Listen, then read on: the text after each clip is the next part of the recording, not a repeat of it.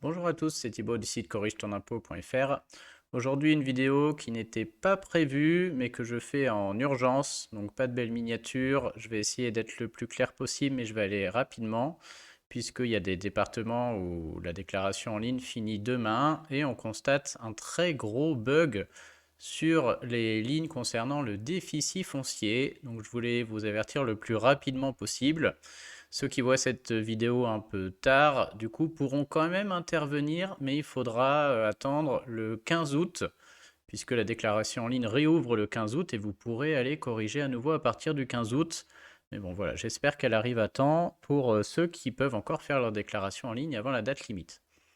Alors, ça concerne le déficit foncier en location vide. Donc, ça concerne toutes les personnes qui louent un bien vide, que ce soit un bien vide sans dispositif ou un bien vide sous le dispositif Pinel, Duflo, COS, etc.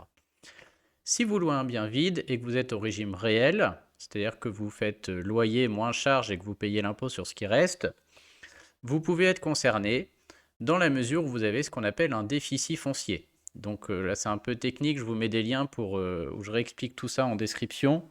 Là, je vais aller droit au but. Donc en général, les premières années, on a vu régulièrement dans les formations, sur le site et dans les e-books, qu'avant même qu'on ait des loyers, on peut déduire des choses, notamment les travaux et les cas de frais liés au prêt. Et donc on déclare zéro de loyer et des travaux ou les frais liés au prêt. Et donc on est en négatif, on a ce qu'on appelle un déficit. Et quand on a un déficit en location vide, il y a une partie souvent qui est ce qu'on appelle provisionnée et reportée, c'est-à-dire qu'on garde et qu'on reporte année après année et qui s'utilisera seulement le jour où on aura un revenu foncier positif. Et ce report de déficit est très important puisque les revenus de la location vide sont extrêmement fiscalisés, souvent 30% d'impôts et 17,2% de prélèvements sociaux. Et on peut éviter grâce à ce déficit d'être imposé dessus. Donc concrètement, quand on a 1000 euros de déficit reportable, c'est un potentiel de 500 euros d'impôt en moins pour la plupart des gens, quoi. Et d'habitude, ce que j'explique dans l'article, c'est que ce déficit se reporte a priori tout seul dans ce petit cadre-là qui est lors de la déclaration des revenus fonciers. Souvent, ça se fait tout seul. Alors pour autant, on avait déjà constaté des bugs chaque année. J'avais fait une formation entière sur le sujet. Si vous êtes abonné au site, vous pouvez aller la voir.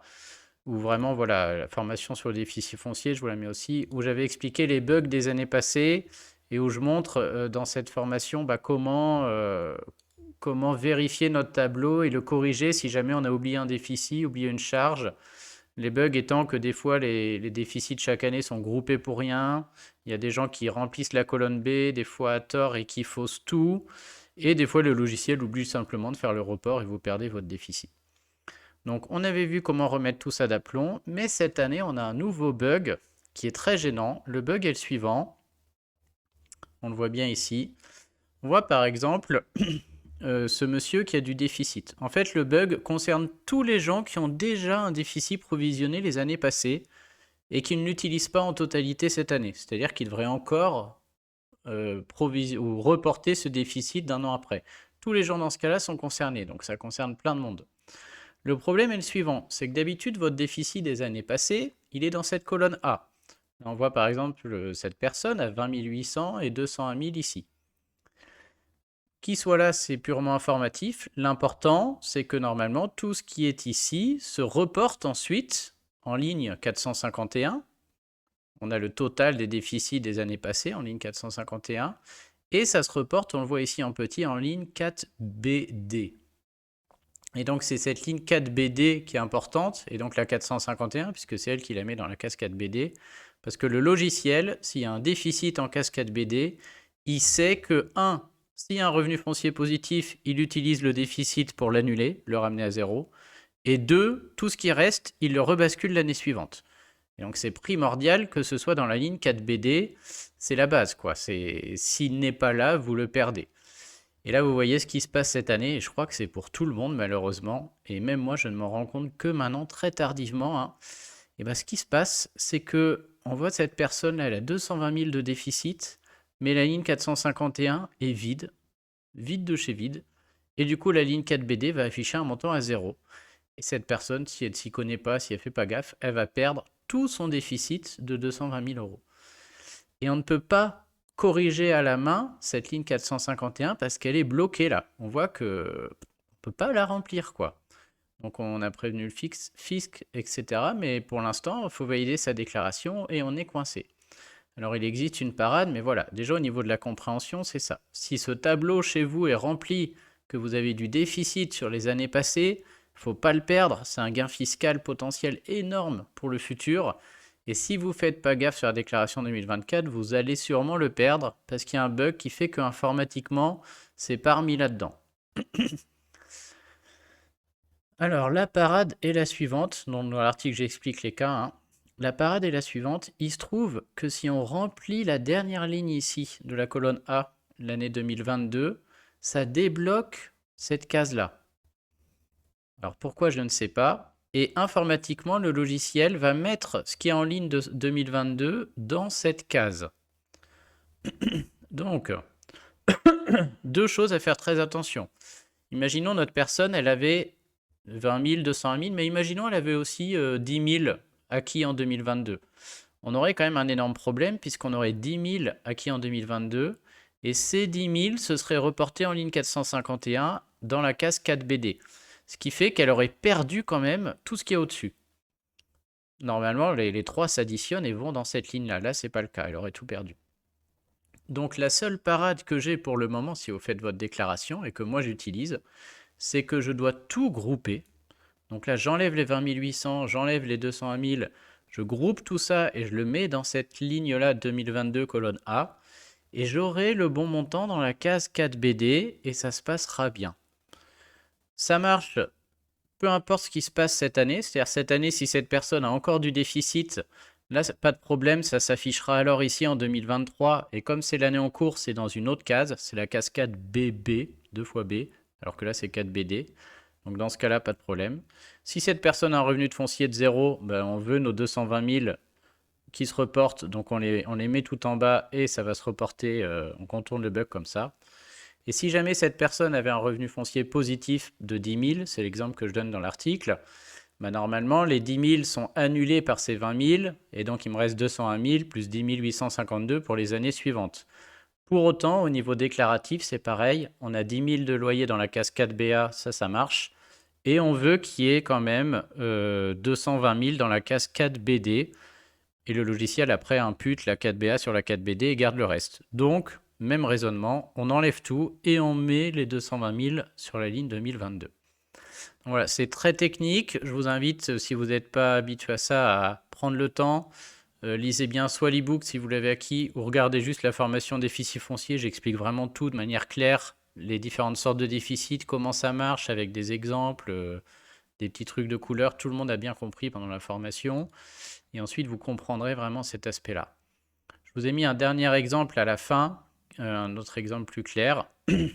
J'espère en tout cas. Cette personne, regardez, elle a du déficit acquis en 2018 à 2021. Qui est ici, qui est bien reporté normalement sur la déclaration 2024. Cette année, elle est en positif de 40 000. Donc qu'est-ce qui doit se passer? Normalement, le tableau, on le remplit comme ça. On impute les 40 000 sur le déficit le plus ancien, et il nous reste un petit reliquat de déficit à reporter les années suivantes, et les autres déficits n'ayant pas été touchés seront reportés aussi les années suivantes. Et donc, on s'attendrait encore une fois à ce que la ligne 451 comprenne le montant total des déficits qui sont là, et le logiciel imputerait les 40 000 tout seul, hein, ce tableau est informatif. Mais là, vraiment, c'est problématique, la 451 est vide, et du coup, la ligne 4BD est vide. Énorme problème. On peut vérifier qu'on peut contourner le bug sur le deuxième tableau si je mets juste le chiffre 1 pour le fun, pour voir dans la ligne 2022, comme si la personne en 2022 avait aussi eu un déficit. On voit tout de suite que ça débloque la ligne 451, mais ça ne la débloque pas correctement pour autant. Hein. Pour autant, elle n'a pas additionné tout ça, elle a mis que 1. Donc qu'est-ce que je suis obligé de faire? Je suis obligé de tout squeezer, de tout regrouper ici, pour que là, ça marche. Donc si vous faites ça, vous contournez le bug, vous ne perdez pas votre déficit. Et là, il y a beaucoup de gens qui vont les perdre, c'est juste affreux. Hein. J'espère qu'ils vont corriger ça, mais je ne vois pas trop comment.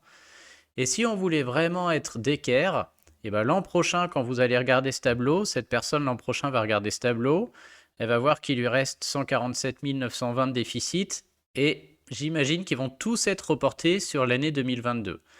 Si on voudrait vraiment être dans les clous, comme on a tout groupé là, l'an prochain, il faudrait redispatcher les 147 000 de cette manière-là, c'est-à-dire 20 000, 68, 56 et 2000, de façon à bien respecter l'ordre par année.